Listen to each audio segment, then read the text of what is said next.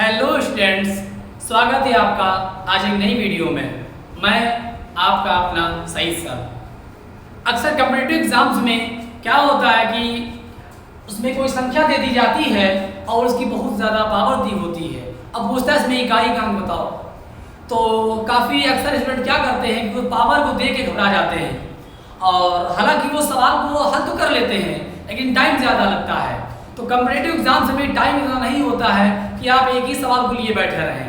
वहाँ सवालों को सेकंडों में लगाना होता है, तभी जा करके एग्ज़ाम क्रैक होते हैं। तो आइए देखते हैं। तो इसमें क्या करेंगे, सबके रूल अलग अलग होते हैं।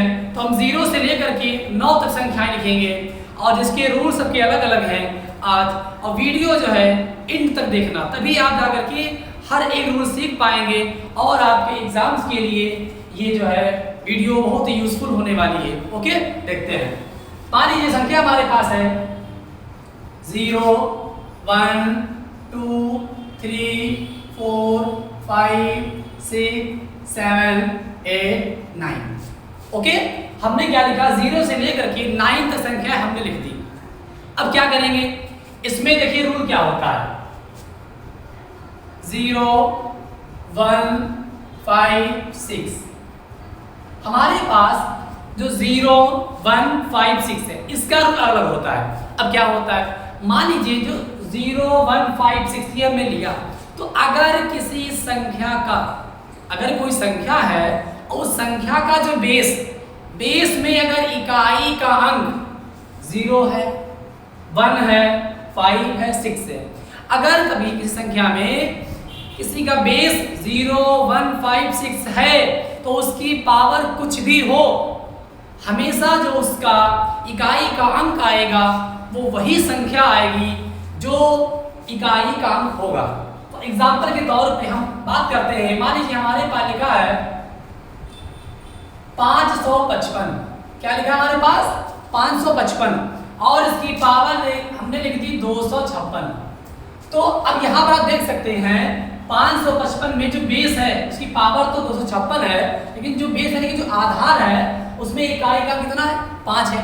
तो हमने अभी बताया अगर किसी संख्या का इकाई का अंक 0 1 5 6 यानी कि ऐसा है तो उसमें वही इकाई का अंक आता है जो हो। तो यहाँ पर कितना लिखा है, 5। तो इसका मतलब इसका जो इकाई का अंक आएगा यानी कि जो यूनिट डिजिट आएगी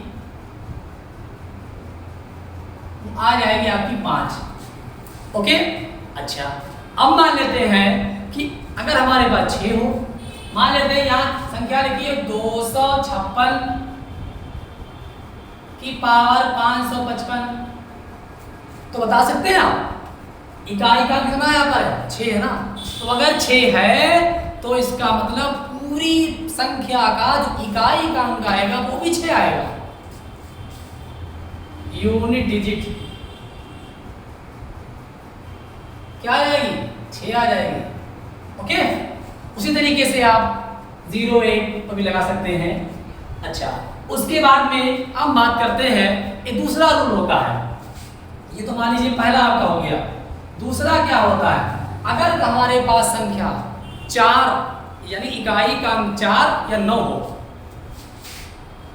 4 9, अगर कभी हमारे पास इकाई का अंक कोई संख्या दी हो उसमें इकाई का अंक 4 है या इकाई का अंक 9 है, तो क्या होता है, देखिए यहाँ पर 2 रूल लगते हैं, ऑड इवन यानी कि विषम और सम। तो क्या करेंगे, अगर मान लेते हैं कभी हमारे पास जो बेस यानी कि जो बेस है अगर वो 4 है और उसकी पावर कोई यानी ऑड नंबर है, पावर क्या है, ऑड नंबर, ऑड यानी कि विषम नंबर।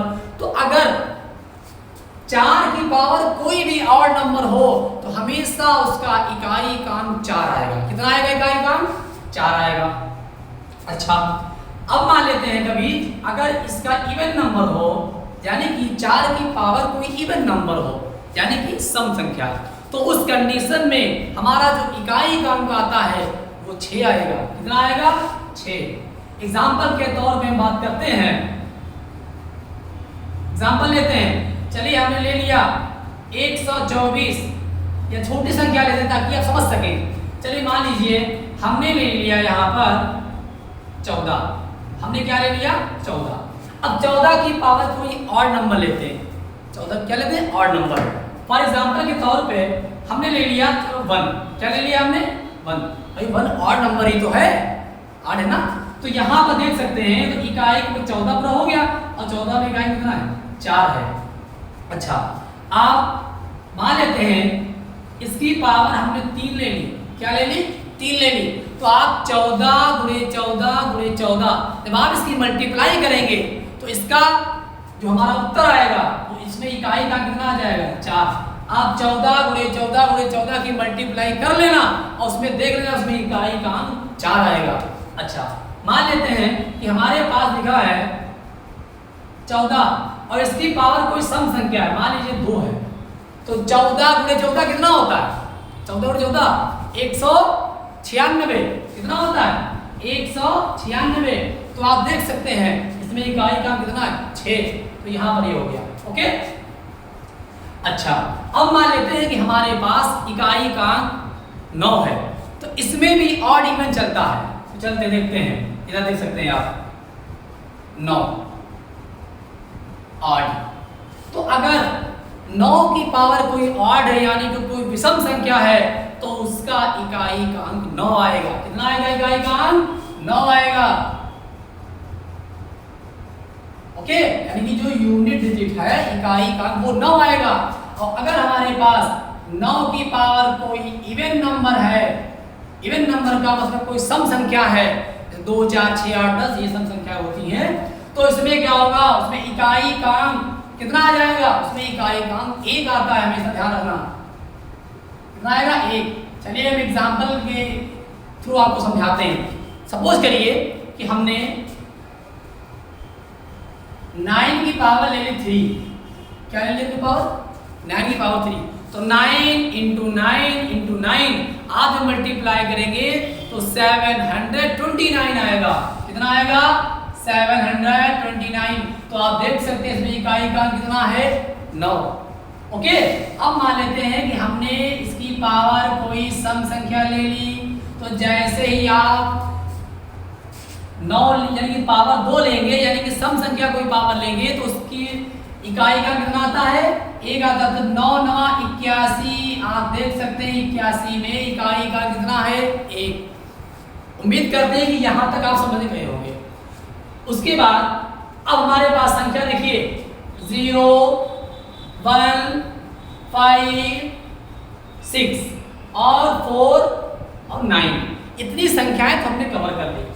अब जो संख्या हमारे पास बचा कौन कौन हमारे पास 2 बचा, हमारे पास 3 बचा, हमारे पास 7 बचा और हमारे पास 8 बच गया। यानी कि ये नंबर हमारे पास बचे। क्या क्या बचा 2 बच गया 3 बच गया 7 एवं 8। अब इसमें क्या रूल चलता है इसमें बहुत सिंपल सा है।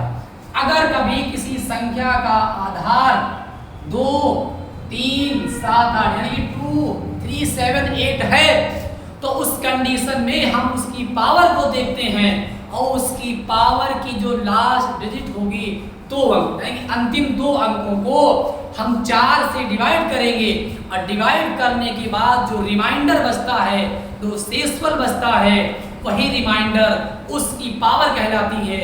फिर हम चेक करेंगे कि क्या बनता है। फॉर एग्जांपल के तौर पे चलिए हमने मान लिया यहां पर लिखा गया है 12। क्या लिखा बेटा 12। तो अगर यहां पर 12 लिखा है अब पावर हम कोई भी ले लें संख्या कोई भी ले लें। चलिए हम ले लेते हैं 12 की पावर 25। हमने क्या ले लिया 12 की पावर 25। अब यहां पर हमने जो पावर ली वो 2 अंक की ले ली। तो अब हम इसको क्या करेंगे 4 से भाग करेंगे। तो जब आप 25 को यानी कि जो घात यानी जो पावर लगी है उसको अगर आप 4 से भाग कर दें तो 4 छंग 24। तो कितना बचा रिमाइंडर 1 बच गया ना।